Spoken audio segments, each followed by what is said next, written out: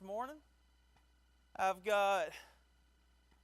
We're starting Numbers this morning. I have two extras if you haven't already gotten one.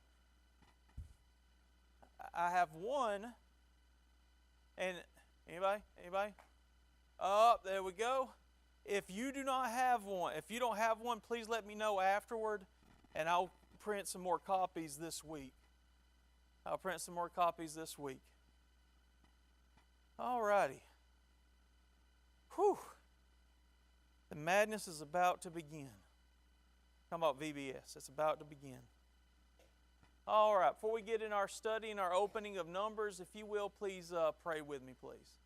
Heavenly Father, Lord, we are grateful for another day that you give us, Lord, allowing us to wake up, to take breath, Lord, to be able to come here to study your word, Lord, to begin this study of Numbers, and to be able to dig into your word and to see the lessons that you would have us to learn to apply to our lives. Help us, Lord, as we go through this study of Numbers, to be able to glean from it some of the teachings that you would have us to know, Lord. Please be with all those in our lives that are struggling right now, that are going through hardships, and we ask you, Lord, to bless them, to help them, Lord, in those ways. In your Son's name, amen. All right. Thank you, Mr. David. I was just about to ask somebody to go do that. So, this morning we're going to be beginning our travel through the book of Numbers. We finished Leviticus. And so what I'd like to do as we set the stage this morning for Numbers, I want to read what this commentary says about setting the stage of where Numbers fits in the grand scheme of things here. The book of Genesis, after showcasing the early history of mankind, recounts that God called Abraham, surveys the time when God gave his promises to the patriarchs, and concludes with the moving of Jacob, or Israel, and his family to Egypt. As Exodus opens, the Israelites were enslaved in Egypt. The story moves dramatically to God's delivering them from Egypt and bringing them to Mount Sinai, where he entered into a covenant with them. Continuing from there, Exodus relates that God gave his law to the people and directed them to build the tabernacle. By the end of the book, the tabernacle had been erected and set in place as Israel's divinely ordained place of worship. Leviticus records numerous laws, especially instructions concerning rituals and sacrifices that God had gave to the nation of Israel during their year at Sinai. Numbers, in parallel with Leviticus, continues the narrative by chronicling Israel's movement to the border of the Promised Land. This journey commenced with their sin and their being condemned to wander in the wilderness until a whole generation had died. Numbers then reviews how, after 38 years of wandering, Israel conquered the land east of the Jordan. Its final chapters picture Israel camped in the plains of Moab, poised and ready to enter Canaan. Deuteronomy contains 4 speeches of Moses, the first of which rehearsed Israel's experiences in the wilderness. One of the main themes of Numbers, Moses addressed the new generation of Israelites and urged them to obey God's law after entering the land that God was about to give to them. And so Numbers is the next step in the story, so to speak. It's the next step. It's kind of like watching that movie, the Rocky series, right? Y'all watch those? No? You need to watch that, Miss Rosalie. It teaches you a lot of lessons in life. You get the initial story, and then you get Apollo, and then you get Mr. T, and then you get the really big Russian guy, and then you get, help me, Matt. There's a step along the journey until the journey ends, and I guess he dies. I can't remember. I don't know if I saw the last one or not. Anyway, he will at some point if he hasn't already. All right. So a little bit about this as far as time frame goes. Let me see. The date. Israel's wilderness wandering is estimated to have occurred sometime between the 15th and 13th centuries BC. Since Moses authored Numbers, the date of the writing must have been approximately the same as the date of the events it records. And so from a time standpoint, that's where we're at. And so, purpose. What is the purpose? What is the purpose of Numbers? Numbers first, and I use Truth for Today commentary, the first purpose of Numbers is the story of redemption. It's a story of redemption. Numbers contributes to an understanding of the history of Israel, and consequently to the history of God's plan for redeeming mankind. To be specific, without Numbers, we would not understand why Israel spent 40 years wandering in the wilderness, or why the family of Phinehas was selected to serve as a perpetual priesthood in chapter 25. So Numbers is a story of redemption. Then secondly, Numbers is a story that tells us to trust in our faith. To trust in our faith. Numbers was certainly designed to teach significant lessons for both its initial audience and for future readers. 3 of these lessons stand out. Number 1, the need to have faith and trust in God. As we go through Numbers and we see the challenges, the wilderness wanderings, and everything that they face here, we understand that they had to trust Him and they had to have faith in what He was telling them. Number 2, the importance of priest rituals and sacrifices. And then number 3, the deadly consequences of sin. And so when we're looking at the purpose of Numbers this morning, first, it's a story of redemption. Secondly, it teaches us to have a trusting faith. And then 3, it teaches us about the importance of consistency. The author of Numbers wanted us to know that people are consistent, that is, consistent sinners. For this reason, he made it clear that the people of Israel during the time covered by Numbers were the same as the people depicted in Exodus. While they sometimes obeyed the Lord by doing all that He commanded, they more commonly turned against Him. In Numbers, as in Exodus, complaints were made about food and water. In Numbers, as in Exodus, accusations were leveled at God for bringing them into the wilderness to die. People stay consistent, don't we? Do y'all agree with that? We complain about a lot of stuff. We complain about a lot of stuff. We find stuff to find fault with as people. Matter of fact, if I can almost guarantee you, we through the food bank here, we give away food for free, don't we? I can almost guarantee if you ask Kurt and Barbara, has anybody ever complained about this? Anybody ever complained about maybe some of the food they got, or the type of food they got, or the frequency of the food they got? That never happens, does it? We stay consistent, y'all. We stay consistent. And so this is where Numbers sits as we open up and we're going through the Old Testament from a chronological standpoint, already having gone through Genesis, already having gone through Exodus and Leviticus. Now we begin Numbers, and this is where it fits in the scale of all of that. Its time frame, its purpose. And so the book of Numbers takes its name. Why call it Numbers, right? You think about some of those names like Genesis. Well, it's the beginning, right? Why Numbers? Why pick that? Well, the book of Numbers takes its name from 2 numberings of the people, taking in chapters 1 and chapter 26. The book narrates the history of the children of Israel from the completion of giving of the law at Mount Sinai until they camp into the plains of Moab opposite Jericho. It covers a period of 38 years from the 2nd month of the 2nd year, that's chapter 1 and verse 1, to the 10th month of the 40th year, chapter 33 and verse 38, although most of the period is passed over in silence. It's divided into 3 main sections: preparation for the departure from Sinai in chapters 1 all the way through chapter 10, the journey from Sinai to the plains of Moab, chapter 10 verse 11 through 22, verse 1, and then finally the events in the plains of Moab, chapter 22, verse 2, and then through 36 and 13. And so we know that the author of the book of Numbers is Moses. He's the one who wrote this.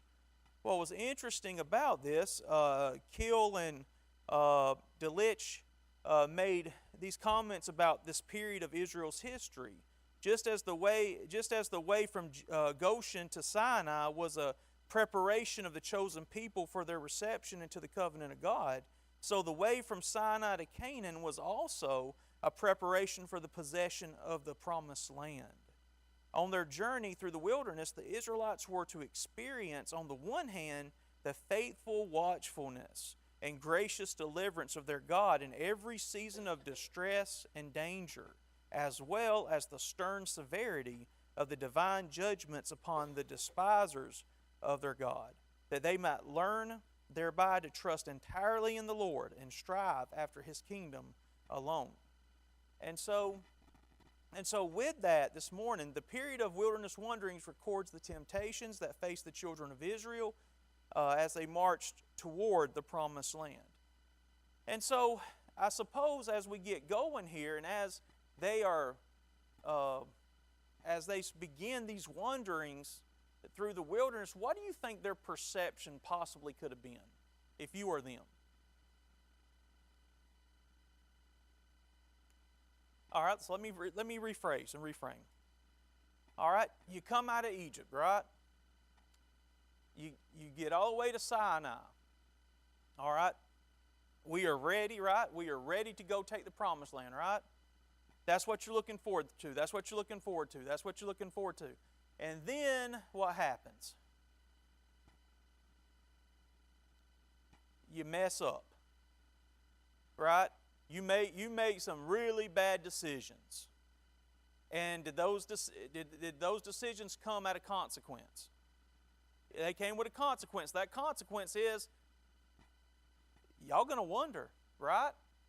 And so the perception is that wondering is for lack of a better word, that wondering is not just, hey, I'm going to take you here, there, and yonder, you know what I mean, just for the sake of it, right? I'm not taking you there just so you can go see what this side looks like of Arabia and then that side and whatever. The purpose is I got to weed out some people. Is that fair? I got to weed out some people because I can't take this mindset into this new land. Because if this mindset goes into this land, what's going to happen? It ain't going to work out because this mindset is going to corrupt what? Everybody else. Okay? So I got to weed out these people, so to speak. And we're going to do that along the way of this wandering. Okay? So if you are if you're in this group, and I suppose maybe we should have two perceptions. Those who would not make the journey in and those who would. Okay? So as this journey starts, if you are one of the ones that are not going to make this journey into the promised land because of your age, okay, and where you're at, what would your perception be?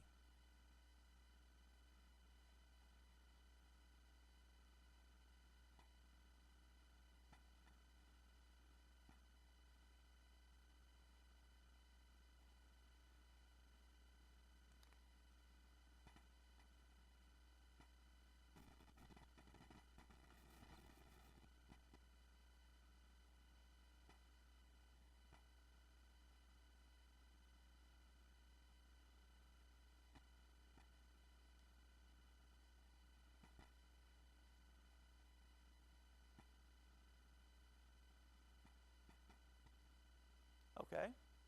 So when I'm looking at this, as they begin this journey into these wanderings, I'm thinking, if I'm a part of that older generation, okay, I know that we're going to be wandering, right, for a while until we get. I know we're going to get there, but perhaps maybe I'm not going to be one of the ones who does get there. You know what I mean?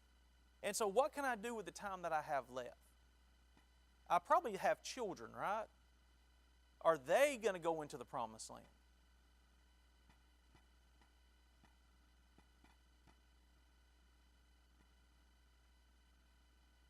So how important is your job going to be as a parent now? You see what I'm saying? they're going to go through the same struggles that you go through, right? They now, depending on the age, they might not understand all about the struggle, but they're going to see you. And it's not any different than what we go through as well. Do our children, when we are stressed about stuff, do they see it? Do they feel it? Absolutely. And they come up to you. What's wrong, right? What's wrong? Well, you don't really understand right now, right? I can't tell you, I can't explain. Just, Daddy's got a lot of stress on him right now, right? Well, no duh, we can see that, right?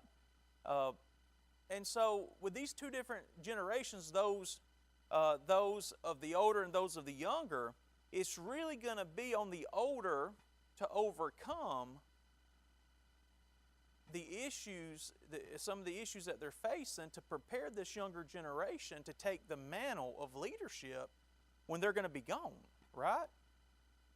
And that's no different than us. We got to do the same thing, right?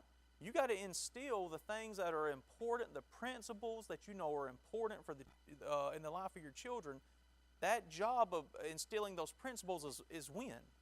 Right now, okay? And they were on a limited time frame. Y'all, we're on a limited time frame. As parents, as grandparents, we're in a very limited time frame, okay? I mean, right now, when they're young, this is the time to start to instill those things, because pretty soon they know everything, right? They know everything. Luca told me the other day I was wrong about something. What did he tell me I didn't know? We're talking about some kind of game that he's never played before in his life, and I played it growing up, and he told me, Dad, you don't know anything about this. I'm like, son, have you ever played this game? No. Then how do you know I don't know? Because you don't. All right. So, preparations for the march from Sinai. The book opens with the children of Israel still at Mount Sinai. In the first day of the second month of the second year from the time that they departed Egypt, the children of Israel marched to Mount Sinai in about 3 months, and they had been at Mount Sinai for 10 months, during which time the Lord gave His law, the tabernacle was constructed and erected, and the priesthood was installed in service. The time for leaving Sinai had nearly arrived. Preparations for the march to Canaan have yet to be made. So you're sitting here, it took you 3 months to get here, you've been waiting for 10 months. Are you starting to get a little antsy? I would say so, right? It took us, literally, we're moving, y'all, we're moving. We got here in 3 months. Y'all, that's pretty amazing when, you're traveling by foot. And now we're sitting here, and we're waiting, and we're waiting, and we're waiting. Who likes to wait? Who likes to wait? I got drove. What day was that? I forgot where was I. I was in line at Chick-fil-A recently. I know y'all can't tell I eat at Chick-fil-A, right? And Chick-fil-A's pretty fast, right? Not that day. Not that day. I was in line, y'all, for 20 minutes. You know what I started to get? A little hot. Not literally hot, but I was just like, what's going on, right? Why am I waiting so long just to be able, well, I don't understand it. You take my order, I'm supposed to get my food and go. And I'm sitting here for 20 minutes. I'm already thinking, okay, I'm late doing this, I need to do this, I need to do that. We do not like to wait. We like everything that we want to happen now, right? And when we have to wait, it's like Sophia on Monday. I took her to Tallahassee to the eye doctor. And Teresa came with me too, and she was a blessing to help me corral that one. Kids can wait for about 15 minutes, right? 20 minutes. We were waiting for about an hour. The whole visit was an hour and 45 minutes. She does not like to wait, y'all. She was going wall to wall running, trying to get some energy out. But when we have to sit back and we have to wait, there's a spiritual lesson to that as well, is that sometimes when we talk to God and we ask God for things, we got to wait. And we don't like to wait. I'm sure these people, as they're sitting back and they're waiting on, and it's just not time. We're not ready to leave yet. We're not ready to leave. Why not? Is there something wrong? Did God leave us? When He got us here in 3 months, and it's month 6, month 7, month 8, month 9. We're just sitting targets. The Egyptians, they can come right on over here, and get us. Do we not do the same thing? when we ask God for something and then He doesn't answer us like that? What we forget sometimes is sometimes God, when He answers our prayers, sometimes it takes a little bit of time for us to see it. It's not always on our timetable. And so they've been sitting here for 10 months waiting for this. And so in Exodus 30:11 and then 38:25 and 26, a special census was taken for Israel in order to collect an atonement tax, a ransom for every soul, to be used in the service of the tabernacle, inasmuch as the figures from the two enumerations are the same, and that the census of Numbers 1 was accomplished in a day. Y'all, when I went through this and I looked at this, they did an entire census in one day. That is incredible to me in the world that we live in. We're talking a lot of people.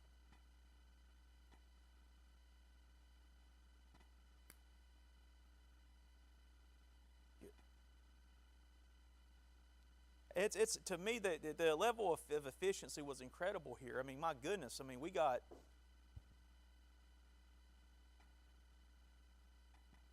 okay.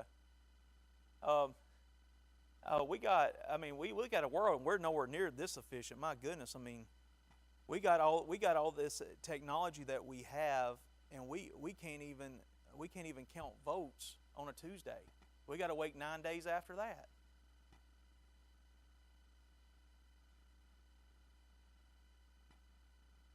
Yes. Yeah, that's right. And it also tells us right here that when if God wants, if we have a mindset to get something done, we can get it done, right? We can get it done. So they get this done in a day. Chapter 1 and verse 18 says that. The first census the first census records were no doubt used in this census. The records in Exodus were used for religious purposes. The census in Numbers was used for civil and military purposes. The people to be enrolled in the census in Numbers were those men who were 20 years old and upward, who were able to go to war, in chapter 1 and verse 3. A leader from every tribe was chosen. The tribes and their numbers were as following. So you can see there that Reuben, 46,500 people. Issachar, 54,400. Manasseh, 32,200. Simeon, 59,300. Zebulun, 57,400. Benjamin, 35,400. Gad, 45,650. Ephraim, 40,500. Asher, 41,500. Judah, 74,600. Dan, 62,700. And then Naphtali, 53,400. Altogether, a total of 603,550 people. That's a lot of people. That's a lot of counting. It's a lot of counting. Moses was commanded not to include the Levites in the census of men who would go to war, inasmuch as they were appointed to the service of the tabernacle. Their work is briefly mentioned as being over the tabernacle and its encampment around the tabernacle and moving the tabernacle. And so, the order of the camp. In the order of the camp, in chapter 2 and verses 1 through 34, we get the order of the camp. Up to this point, the Israelites have not had any particular order in the camp or in the marching as they prepare to leave Sinai. The camp is ordered and a marching order is prepared. Now, I don't know if you can see this, but I went through a lot of great detail and time to present this to you. But this is what the camp looked like, okay? If there was any way I could put this thing where everybody could see it, I'd do it. But this was the order that we had, okay? Now, notice what is dead center. The tabernacle, all right? Why do you think the tabernacle was dead center?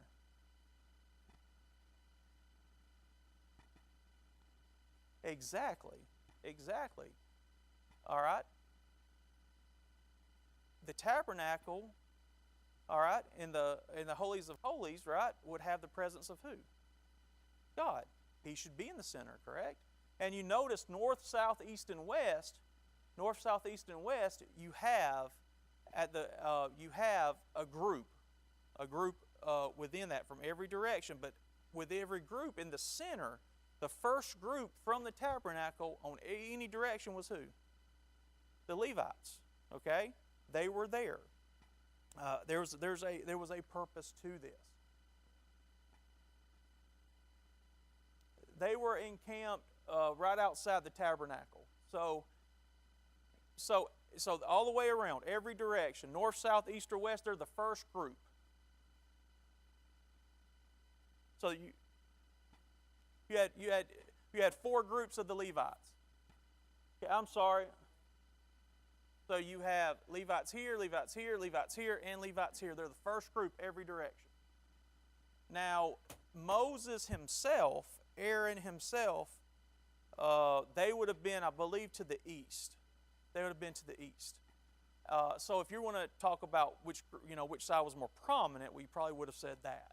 I mean, they're all Levites, right? They're all, there's some that could do some things, some other things, but that's where Moses is going to be. Yes, that's right.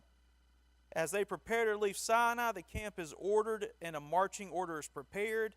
The camp order reminded that God was in their midst. The marching order of the camp was given in accordance with the camping arrangement. The statements about setting forth, actually let's go over there to Numbers chapter 2 and verse 9.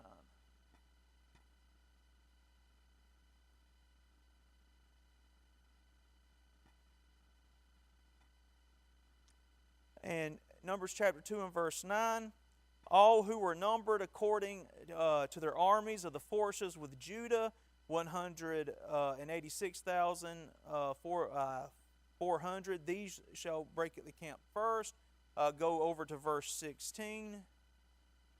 Verse 16, all who were numbered according to their armies of the forces with Reuben, 151,450, they shall be second, and it breaks down from there in that point to tell the order of the marching. The order of the march is given below on the paper that I gave y'all. So you had Judah at the front, you had Issachar, you had Zebulun, you had Reuben, Simeon, Gad, the Levites, the tabernacle, then you had Ephraim, Manasseh, Benjamin, Dan, Asher, Naphtali. So when you look at this list, does anything kind of stand out to you about the list? Maybe perhaps anything that would maybe make you scratch your head when you look at the list? Obviously, who's first? Now, do you think there's a coincidence there? Or do you think it's a coincidence that Judah is first because who's going to come out of Judah? Yeah. And Judah, kings would come out of Judah, right? Matter of fact, so you have that.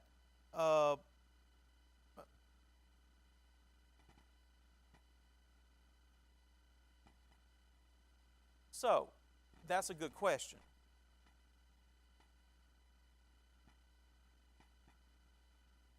Right. So I think a dual purpose. One, the Levites needed to be closer to the tabernacle because for efficiency, right? That's their job, correct?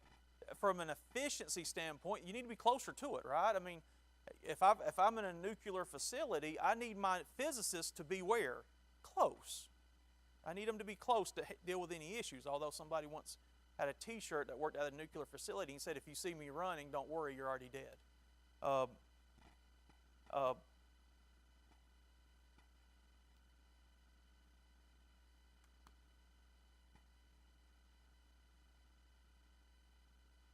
You gone. That's right. That's right. And we would have, and you would assume that they already knew that, right?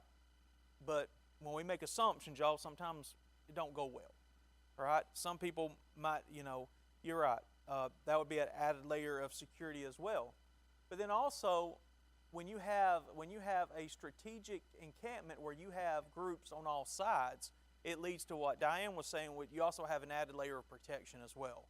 I'm less likely to mess with you if you appear to be strong. If you appear, and we're talking about a lot of people, 600 and, how many was it? 603,000 people, and we're not talking about the Levites on top of that, right? We know that they're not men of war, they're not fighting, but does the enemy from the outside know that? No, they do not. And so this right here would have been a very big don't mess with them, encampment. And also, from the standpoint, as you get closer, and one of the things you'll see from Jericho, as Jericho looks out and he sees them across, the Jordan, this is people are going to talk. People are going to know that this group's coming. And it's going to, it's also going to lead to people thinking that, well, this is going to be a group that's going to be very powerful.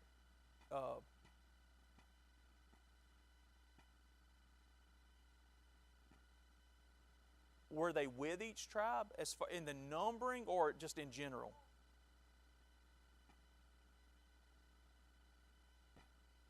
Yes. Yeah. Like here comes Judah. Here's Judah. Then here's Issachar, Zebulun. So there, we're all going together. In that order. Yes. Yeah. And with that as well, y'all. Right now, in this, when we're at this point, you don't have the backbiting that's probably going to happen in the future, right? Right now, God says, y'all are marching first. There's a lot of prominence in marching first, isn't there? There's a lot of prominence in that position of place. But right now, people ain't thinking about, if they are, they're keeping it to themselves. Later on, is there going to be issues between groups? Yeah, there will be, okay? Once they get into the promised land, you're going to have all kinds of issues. All right, but right now, they're doing what God told them to do. Let's get to the Levites. In chapter 1, in verses 1 through 51, the priests were the descendants of Aaron. Nadab and Abihu had died without descendants in chapter 3 and verse 1. Eleazar and Ithamar were the two sons of Aaron, consecrated to minister in the priest office. The tribe of Levi was set apart to assist the priest in the service of the tabernacle in verses 5 through 8. They were given unto Aaron to serve as his assistants. Any other person who approached the tabernacle was to be punished by death. All right, that's what Steve was talking about a minute ago. The Levites were taken in place of the firstborn children of Israel, verses 12 and 13.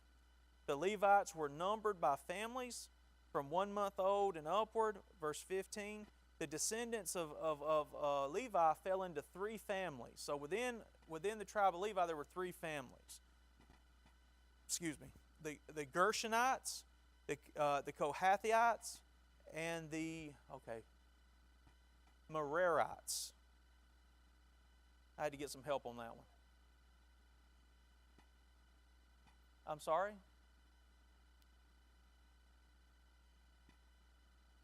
The Gershonites, the Kohathites, and the Merarites. So these were descendants of the Levites. So this was within the tribe of Levi. No, not all of them. No. So within this tribe, you fell into one of these three groups. And the encampment of the Levites around the tabernacle was organized as in the chart below. The most prominent encampment around the tabernacle was to the east, where we just talked about this. Moses, Aaron, Eleazar, and Ithamar were camped. The charge of service given to each Levitical family is briefly given in chapter 3. They are as follows: the Gershonites, the coverings over the tabernacle and curtains on the outside of the tabernacle; the Kohathites, the furniture and the curtains within the tabernacle; the Merarites, the boards, bars, pillars, sockets of the tabernacle. There were 22,000 Levites from 1 month old and upward. The firstborn in Israel were numbered 22,273. The 2,275 firstborn over and above the Levites paid a redemption price of 5 shekels per person. And so what were the rules of service for the Levites in chapter 4? And numbering those allowed to serve in the assisting of the priest, only those from 30 years old and upward were allowed to serve. Now, why do you think, why 30 years and upward? Why did you have to be 30 years old to serve? What do you think goes into that? Experience. Go ahead.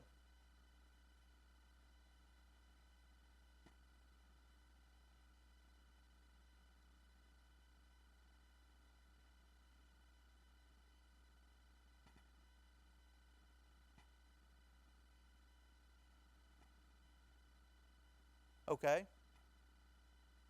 So those were, as we mentioned before, those were the anointed priests. Yes. Yes. Yeah. There's a difference there.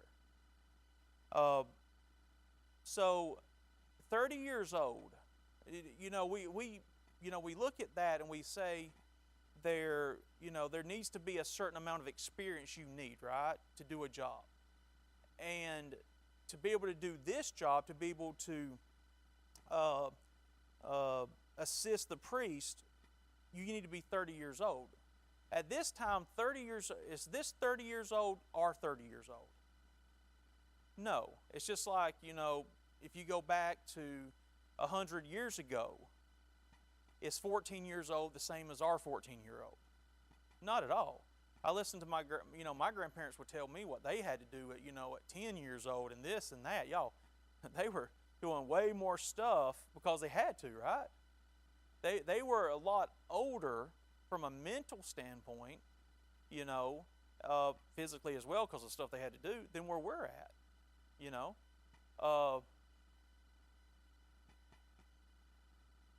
To be president, you got to be 35, at least 35. I would say you probably need to be older than that. Okay? Why? Does it have anything to do with the age? It has to do with the experience. Have you lived long enough to see certain things, to go through certain things, to be able to know how to handle certain situations, right? I don't know if I want a 35-year-old president, because to me, 35 is very naive in a lot of ways. You haven't went through the battles, some of the battles that life can throw at you. So there's an so from here, when we see that 30 years old, that's probably why. Okay, you're old enough that you have seen a lot and you can handle this, right? And you're at an age of maturity. Okay, was that what you're going to cover? You're at an age of maturity. All right. It's like elders in the church. I have a good friend of mine, y'all, really good friend, best friend, coached soccer with me. And he's an elder at Forest Park. They put him forth before the congregation. He was 43, maybe? 43. He's 45 like me, and it's funny, we both started having the same issues at the same time. 43 years old, and with that, we were talking about it one day, and am I too young to be an elder? At 43. Well, brother, you got 2 teenage daughters. One's already graduated in college. The other one's close. I mean, there's a lot of life put into 43. You know what I mean? Is that the case for everyone who's 43? No. It's in that situation, it's a case-by-case basis, right? You can have, what I mean by that is, you can have a 43-year-old that's extremely mature for their age and has went through a lot of the battles and the situations of life that meet all the qualifications of an elder. You can have a 55-year-old, y'all, that's completely immature, has not faced any of those situations, that does not qualify. There's not a one-size-fits-all to that. Do y'all get what I'm saying? At 30 years old on this would have been a person of maturity who could understand their job in detail and do it, because what they did was extremely important. All right. Go ahead. Yes, he did. That is interesting. And some people have even, why 30, right? Why didn't Jesus start at 25?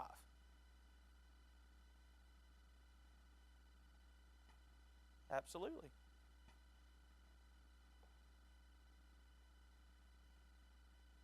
That is true too. That is true too.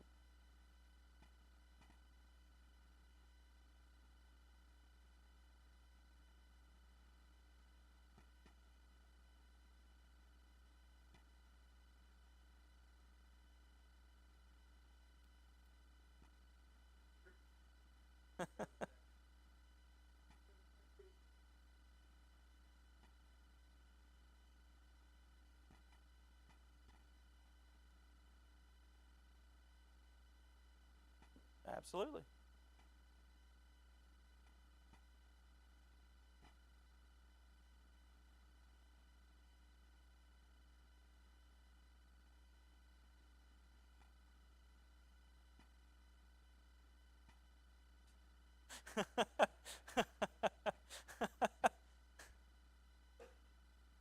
and and judging how big that shot is, definitely would want that. Um, I'd have to walk out of the room. I couldn't watch that. All right. I don't think we ever had to deal with that. Did you have to ever? No. Oh, you did? Oh, I didn't see it. I'm sorry. I didn't. I wasn't allowed to go into the room at that point. Uh, all right, so let's finish up. We got about 4 minutes. The obligations of each family of the Levites are then given the Kohathites. When the time came for the camp to move, the high priest Aaron went into the tabernacle and covered the Ark of the Covenant with the veil separating the holy place from the most holy place. Verse 5. On top of this was placed a covering of badger skins and a cloth of blue. Aaron and his sons then covered the other pieces of furniture, the table of showbread, candlestick, altar of incense, and burnt offering altar. When they had been covered, the Kohathites bore the furniture away. Moses warned in chapter 4, verse 15, "But they shall not touch any holy thing lest they die." Do you think they were careful? My goodness, that was not a quick job. That was you were attention to detail on that one. To Eleazar, the son of Aaron, was given the charge of the oil for the lampstand, the incense for the altar of incense, and the anointing oil. Verse 16. Eleazar was in charge of overseeing the work of the Kohathites. The Lord forbade the irreverent curiosity that might tempt one to look at the holy furniture.